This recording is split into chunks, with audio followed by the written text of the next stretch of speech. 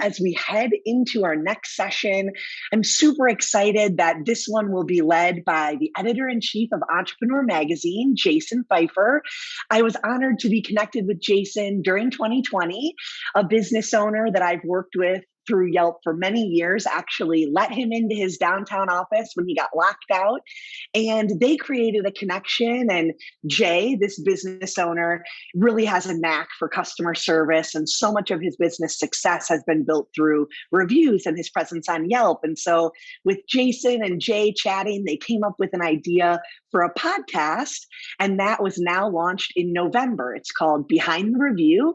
And it's essentially Jason's little idea that has now been birthed into a big project that highlights stories from both reviewers as well as entrepreneurs, all about what it means to have those high quality connections and really create a memorable experience for your customers. So when we decided to do this Women in Business Summit, we wanted to partner with Entrepreneur and be able to share all of these great learnings far and wide. And we're extremely grateful for their partnership.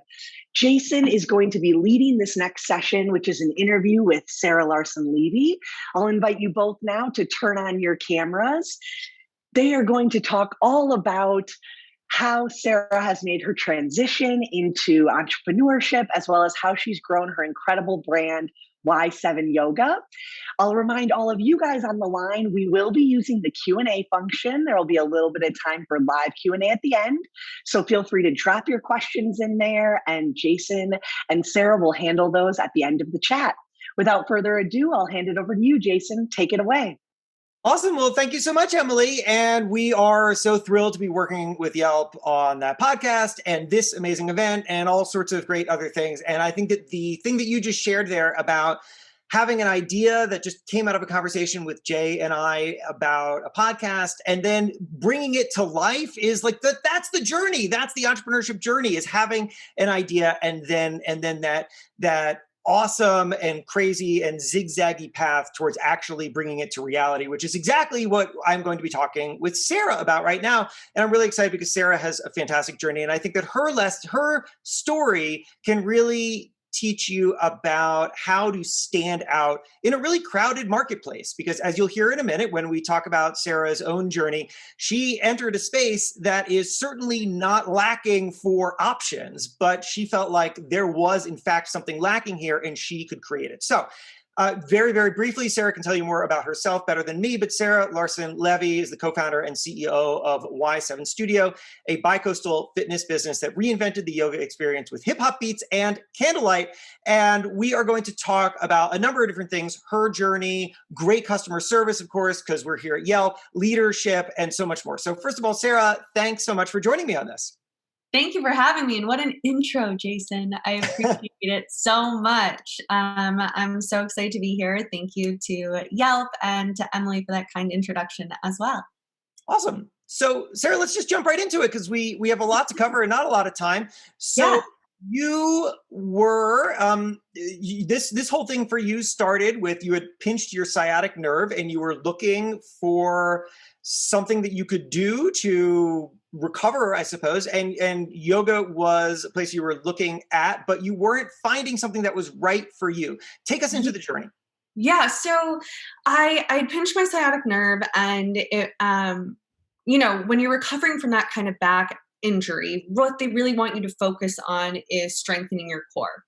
And so that kind of discounts running, spinning, treadmill, all of that. And the way to really get into your body and to activate those tiny muscles is yoga. And I was like, great. So many yoga studios. Can't wait to find one. Should be very easy. Turns out I did not have that easy of a time. A lot of studios I went to were incredible, but there was a huge barrier to entry for me. A lot of the places I went to had prerequisites for entering their studio. How many classes have you taken? Have you done level 1? Have you filled out this form?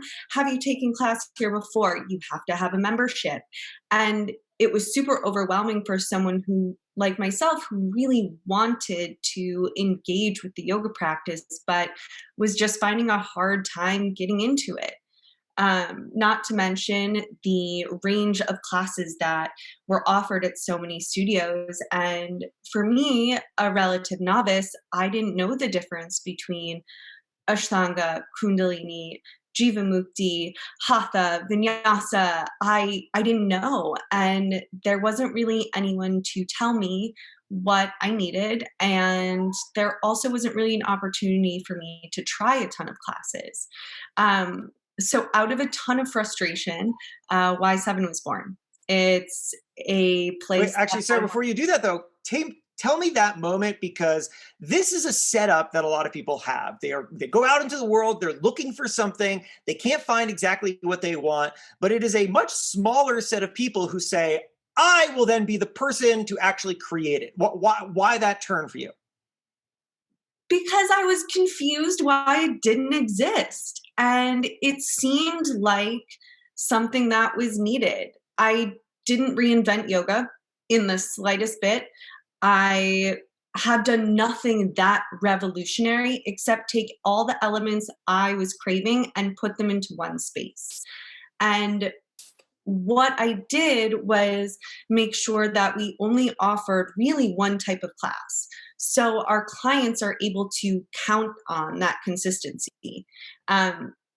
It doesn't matter if you can take class at 7 a.m., noon, 8:15 p.m., you are going to get the exact same experience no matter what time. So we created this framework of consistency while still allowing, freedom for our instructors to sequence, how they felt passionate about, and also create their own playlists. So you were always getting something different, yet you could count on what you were getting as well.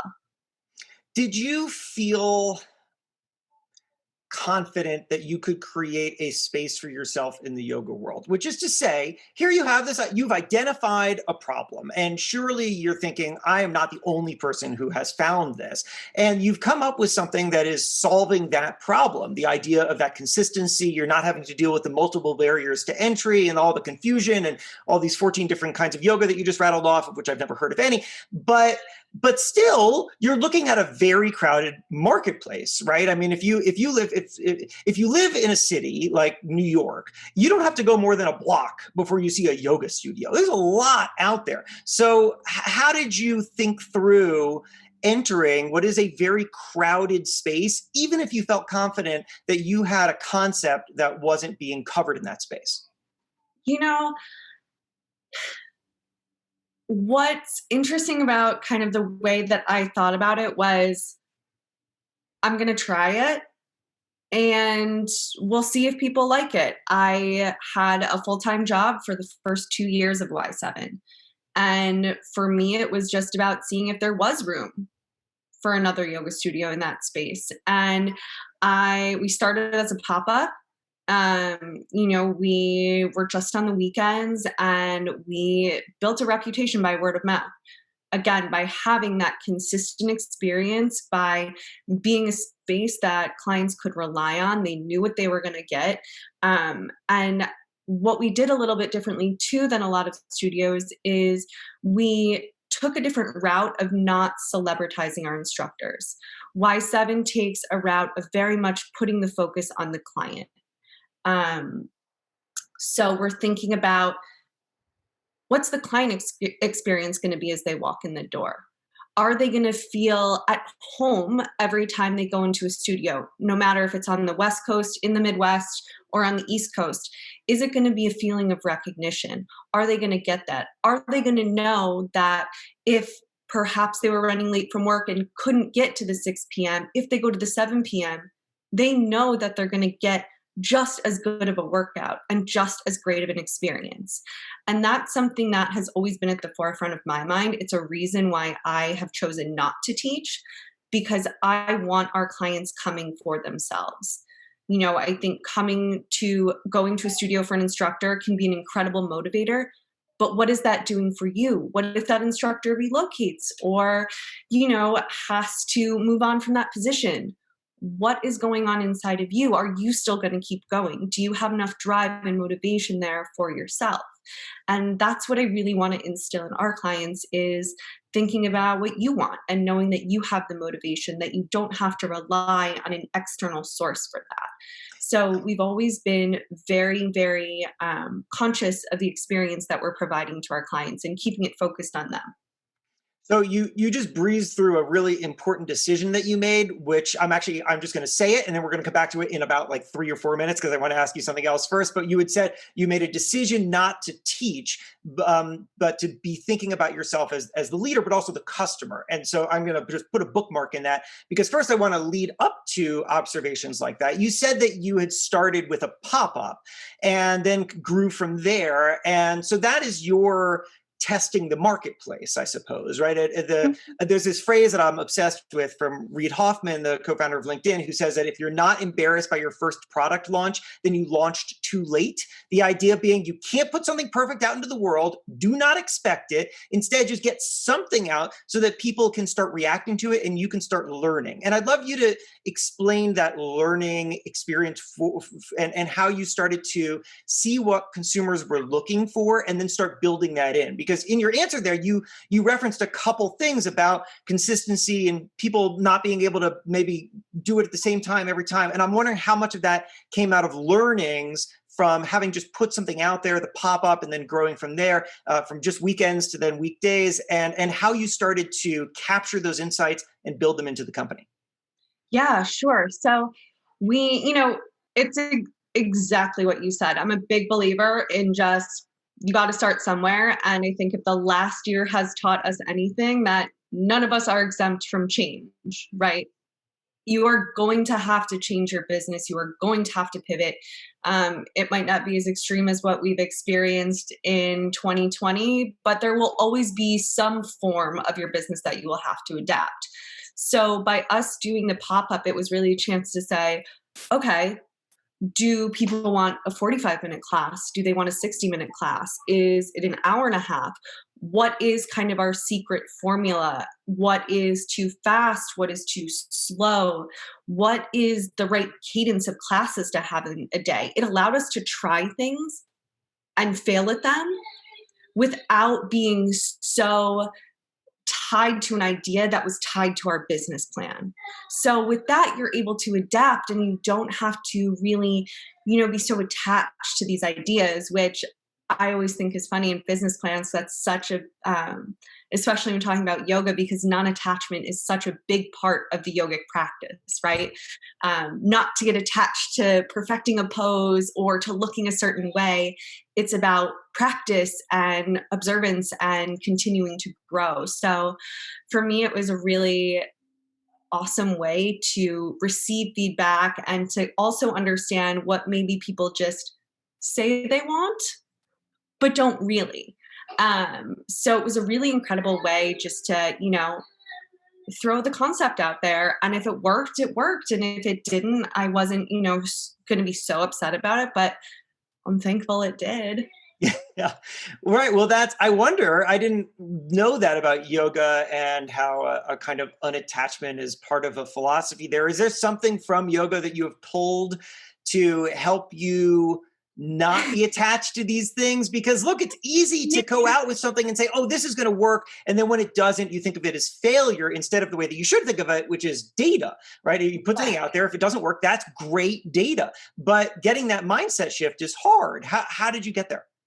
I didn't get there overnight. And I think because the yoga space is already so crowded, I kind of had in my mind that I'm not going to get so excited about this, right?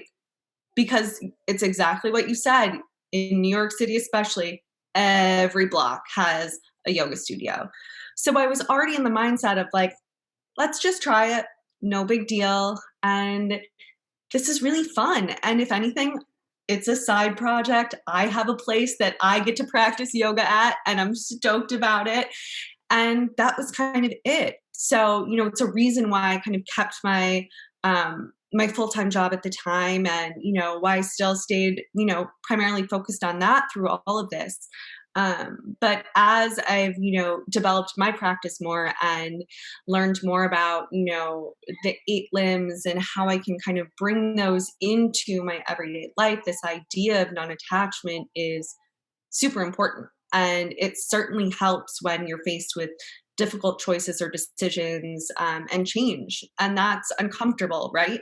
And what I always come back to is our instructors, asking us to hold a plank or a difficult pose. And we do it and we hold those difficult poses knowing that it will end and that we're not going to be there forever. Of course, who's going to ask you to stay in a plank forever? You're going to get out of it in a couple breaths.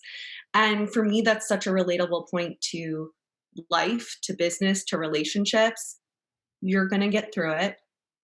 You just have to breathe. It's a moment, and it's shaped the way that I run my business now. I love it.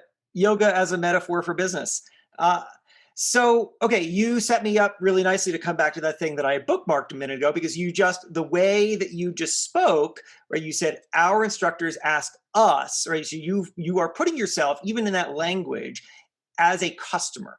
And so this is a decision that you have made. When we talked before this session, and I had asked you what your philosophy is in customer service, because that felt like an important subject to cover, well, at any time, but especially if you're doing an event with Yelp.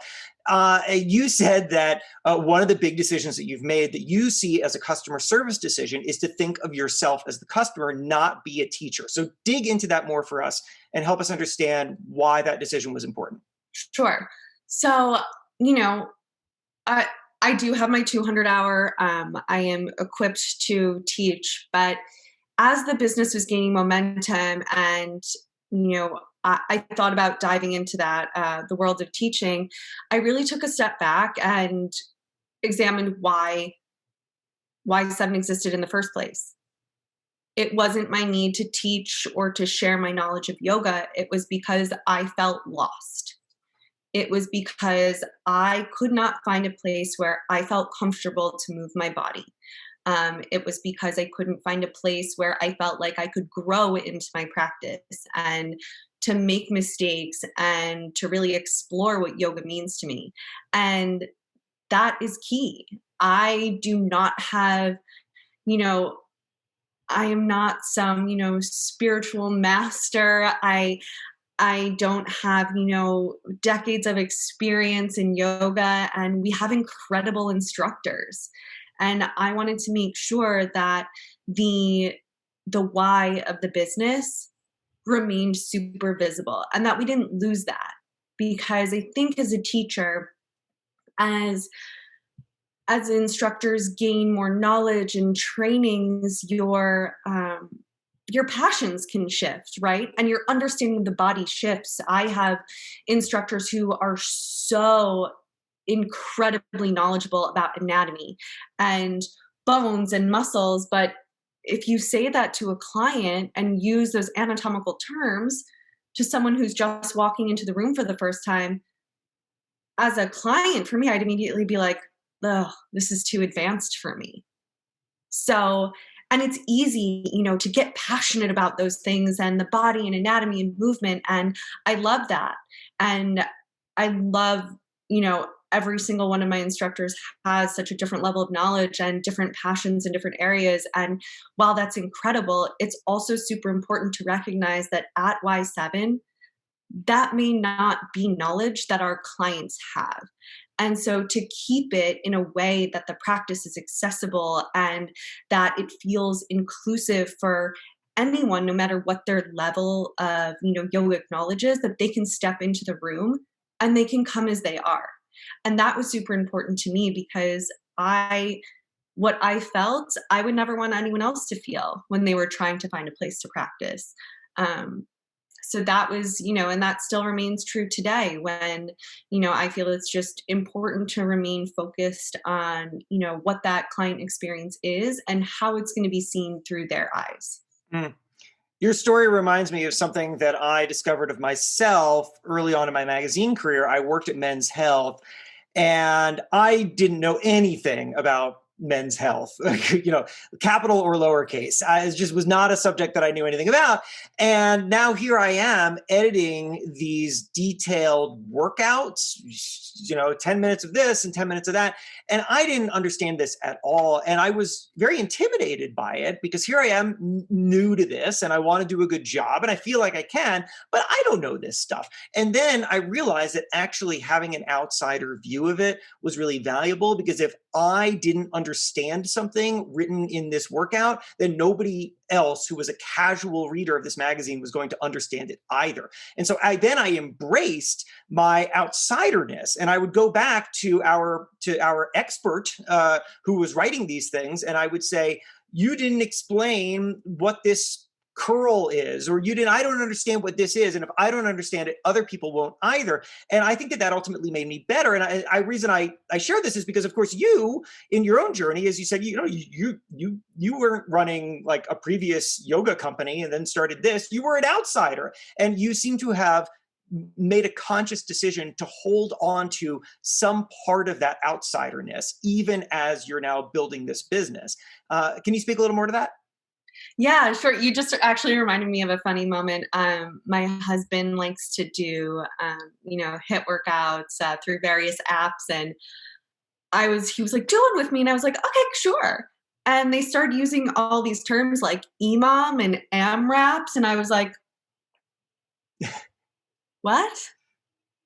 And I was like, do you even know what that means? He was like, something about minutes. And I was like, I automatically was like, I don't know what I'm doing. I don't belong here. Mm-hmm. And while that obviously says something about me and like my own personal work, I also think that's really alienating when you're trying to bring people in.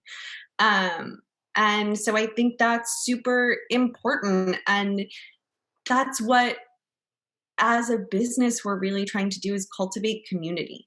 Because I believe that there's space for everyone in, this yoga sphere, or even when we're looking at fitness, I think there is space for everyone, because everyone is going to find that what everyone likes is different. And some people might not like Y7, and that's okay. There's a ton of other yoga studios that they may feel, more accurately represents the kind of practice they want to have. And for me, it's all about community and making sure that people feel welcome and knowing that there is an opportunity to try. And if it's not for you, it's not for you. And if you want more, come back. We're here for you. And that, for me, is super important when I think you're looking at any business that's, consumer facing or customer based, where you're having multiple interactions with clients. We have, a lot of touch points with clients. We have the studio teams, we have the instructor, we have the environment of the room. So all of these things are thought of in a way that is meant to be super inviting, and let everyone kind of develop their own experience. Mm-hmm. I just want to tell our audience, we've got just a little shy of 10 minutes left of my conversation with Sarah, and then I want to bring in questions from folks who are watching. So feel free to drop those in anytime. We'll be looking at them, and then we're going to turn to them in about 10 minutes. So Sarah, one other thing that I just want to go back to that you said, so that you can drill into it a little bit more, is your decision to not celebritize your instructors. Now, this is something that is a selling point for many other brands. A brand like SoulCycle, for example, or Peloton, they are absolutely celebritizing their instructors. These are part of the draws that they feel like people have. People come not just for the workout, but for this particular person. You are making what might feel like, because of the success of those brands, a counterintuitive decision to do the exact opposite. So walk me into how that came to be. Well, this actually came from kind of a personal thing I experienced. And, led to, part of the creation of Y7 was that I did actually find a studio that I liked, and it was because of the instructor. And after a month of going to her class every week at 7 p.m. on Wednesdays, she changed her schedule to 10 a.m. on a Tuesday because it worked for her life better. And that's great. She was making a choice for her life, and awesome. But where did that leave me? without a class. And that really sucked, frankly. I tried the teacher they put in that spot, did not vibe. And that was really disappointing. And I thought, to myself, even like, what a weird business decision, knowing that you could lose clients based on an instructor's schedule and choices that they're making that are better for them. And, I thought that was so strange. And I see it often. And, not just for the reason of, I think clients should be coming to the studio for themselves because they want to spend an hour on the mat perfecting their practice, but also I think it puts a lot of pressure on the instructors as well. I think for some people they thrive off of that, but for me it was, I never wanted the business to be dependent on a single person. And I also wanted our clients to know that if their favorite instructor got sick, whoever subbed their class is going to be just as great. And then they might find a new favorite instructor. Or what I tend to find with our clients is that they have 4 or 5 favorite, and they're able to go to multiple locations depending on where their day takes them. And they, again, can count on that consistency and that experience that they're going to get from Y7. And that was super important to me as a business owner, and you look to expand and to grow and to share what you started with people. It has to be sustainable.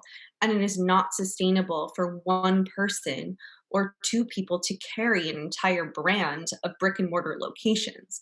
If we're, speaking about fitness, which is why I think we see a lot of, 1 or 2 shop yoga studios, because it is based off of a single owner, a single instructor who's running their own business. And I think that's incredible, because I don't know how they do it and continue to, keep everyone else's cup full without having a break for themselves. So I love that, especially because it just keeps paying off. Your answers keep paying off on your core philosophy, right? You described yourself earlier as you got to think of yourself as the customer. You don't become the teacher because you want to maintain this obsession over how your customers are thinking. And I think as you answer these other questions and lay out your logic, you can see how that core decision then can kind of flow out in all of these different ways. So your decision to not celebritize your instructors really comes from that obsession with the customer and identification with the customer. I'm going to call something of an audible here because questions are coming in that are really good that I feel like are fitting nicely into our chronological discussion of your journey. So Teresa had asked, well, she asked 2 questions. One you can answer really quick, which is really from the beginning of your journey, which is that she was curious what your full-time job was while you were running Y7. But then also the question is that, so your bio says that the company is bicoastal, and she was curious about your decision and how you went about expansion. So can you speak to those? Yes. So my previous life, I was a brand manager at a multi-line showroom. I worked in fashion, contemporary women's wear, and I worked at a brand called Addison for about 4 years previous to that. So yay, fashion. And as far as the decision to go to LA, the furthest place from New York, as opposed to, somewhere a little bit closer, was really, we had the opportunity to do a pop-up with one of our clients, Rebecca Minkoff, who is speaking as well. But Rebecca's been a longtime client of ours. And when she opened her store on Melrose, we did a pop-up there. It coincided with the launch of activewear for her. And it was a huge success. And so we thought, okay, people want it. And that was it. It's a lot of how we've really approached the business. And, I think the pop-up is a super interesting way to be able to test the, the appetite of consumers in the area. Was it was it faster than you planned to expand? And what kind of changes did you have to make to your business in order to adapt to this expansion? It was super, super fast. And, it was super early in the business too.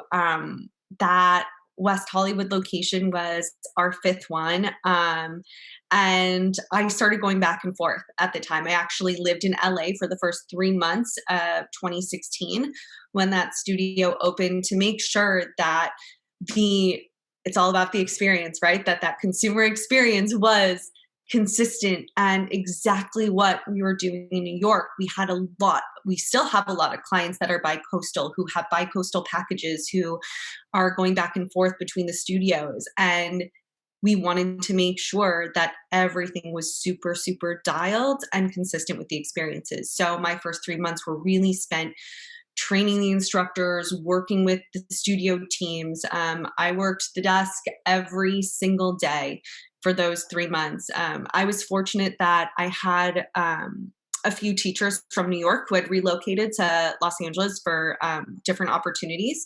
And so I was very fortunate to have an incredible starting lineup of teachers to get us started out there. Bing asks an interesting question, which is, so you have said that your origin story here is about how you were going out to these yoga studios and everybody had all these crazy different levels and things to do, and it was like wildly complicated, and so you wanted to create something simple. But now, how do you then work with customers who are at different levels? How are you creating your own kind of steps that don't replicate the complication of what you were experiencing before? Which Bing, I realize is not exactly your question. I'll wrap back to your actual question, but this is, I think, the more business focused theme here, because you have identified a problem, but that problem was born out of some kind of business reality, which is trying to reach people at different levels. So how are you managing that? So that has everything to do with our class format. So our signature class is the We Flow Hard class. And in that class, there are 3 opportunities for the students to flow on their own. And the way that we have educated our instructors to cue is to cue the pose, but also to be able to cue a modification if there's an injury, and to cue an elevation of that pose. So whether you're taking a bind, or maybe you're just doing a handstand hop, maybe you're going into a full press up. So there are options presented so that you can take the class at where you are in that moment. And that's what I think keeps clients coming back. And it also allows the client who's maybe unsure, like I was always so embarrassed in other yoga classes when they would call for, a crow. And I was like, oh no, there's lights, there's mirrors, people can see what I'm doing. Absolutely not. I'm just going to stay in my squat because I know I can do it.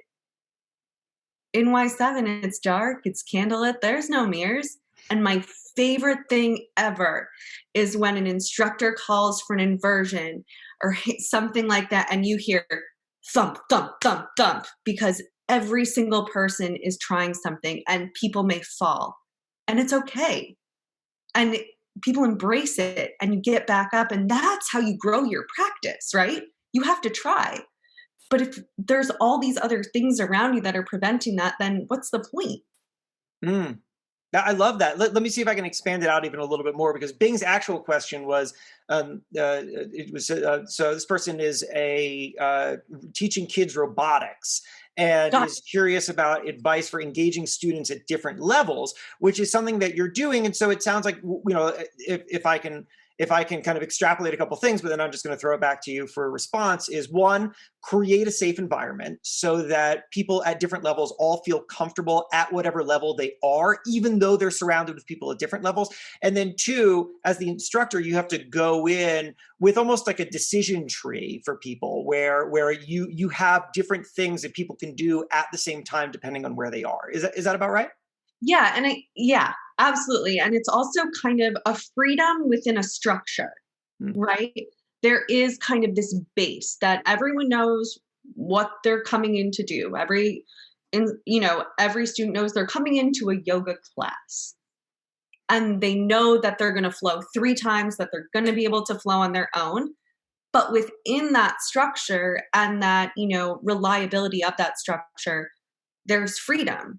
And there's freedom of choice.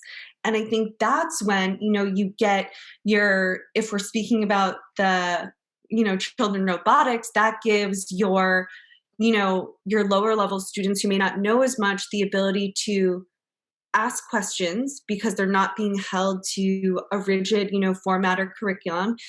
It allows them to ask questions, and it allows maybe the more advanced students to experiment a little, to try new things. And then you get this really interesting dynamic, which I found in class, because obviously at Y7, it's not pitch black. You can still kind of see, but then you get this moment of like, maybe you're not feeling it that day, but you see like everyone around you is, going deeper into their lunge. You're like, okay, me too. It becomes this really interesting, motivating factor when you see, someone pushing you, but not in a way that feels hard.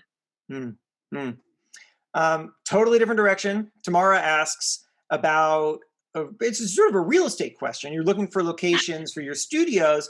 What were you looking at? How were you making decisions about where to locate these things? Girl. So this has changed a lot in the last 6 months. However, what we were, super focused on in the beginning when we were growing the business was the density of the markets. And when we're looking at, New York specifically, we were looking at where transportation is. Is it easy to get there from a subway stop? How far are we from a bus station or a subway stop? Where are we located? Is it mostly residential or is it going to be commercial? Our Bryant Park studio, for example, had a super heavy weekday schedule. We had 6 a.m., 7 a.m. So we even had a 9:15 p.m.